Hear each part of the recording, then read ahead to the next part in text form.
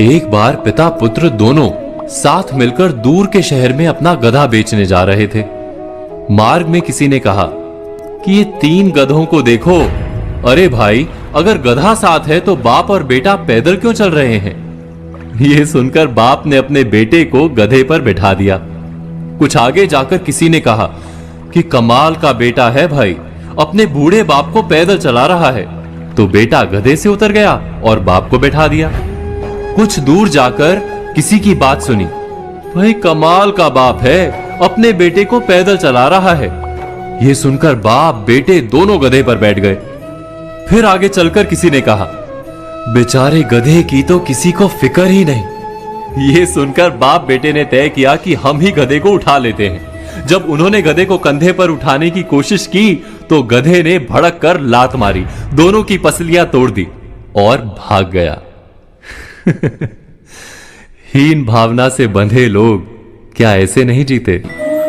कभी कभी हमारे सारे निर्णय लोगों की धारणाओं पर आधारित होते हैं। हम यही विचार करने में जीवन बिता देते हैं कि समाज क्या कहेगा। अपने जीवन का प्रवाह लोगों की बातें सुनकर बदलते रहते हैं। ऐसी हीन भावना हमें जीवन में सफल नहीं होने देती। क्या ये सत्य नहीं? ये सत्य है कि समाज से उत्तम कोई दर्पण नहीं।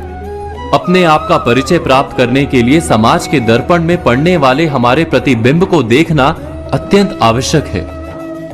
किंतु यह भी सत्य है, दर्पण की मर्यादा है कि वो उल्टा चित्र दिखाता है। समाज के दर्पण में दिखने वाले प्रतिबिंब को सीधा करके देखना आवश्यक है। इसका अर्थ क्या होता है? हीन भावना से बंधे लोग सदा ही समाज की बातों के आधार पर निर्णय करते हैं। इससे उलट श्रेष्ठता से बंधे लोग समाज की बात सुनने से बिल्कुल इनकार करते हैं, सिर्फ अपनी ही बुद्धि पर भरोसा करते हैं। दोनों ही क्या भूल नहीं कर रहे? इस भूल का उपाय क्या है? बहुत सरल सा उपाय है। हम जितना समाज के दृष्टिकोण को महत्व देते हैं, उतना ही अपने दृष्टिकोण को महत्व दें। अपनी शक्तियों और मर्यादाओं को जानकर आत्मविश्वास से भर जाएं। स्वयं ही हमारे निर्णय हमारे अपने होंगे और अहंकार से भरे नहीं होंगे। ना श्रेष्ठता से लाभ होता है, ना ही हीनता से लाभ होता है। सच्चे आत्मविश्वास से ही जीवन में सुख प्राप्त होता है।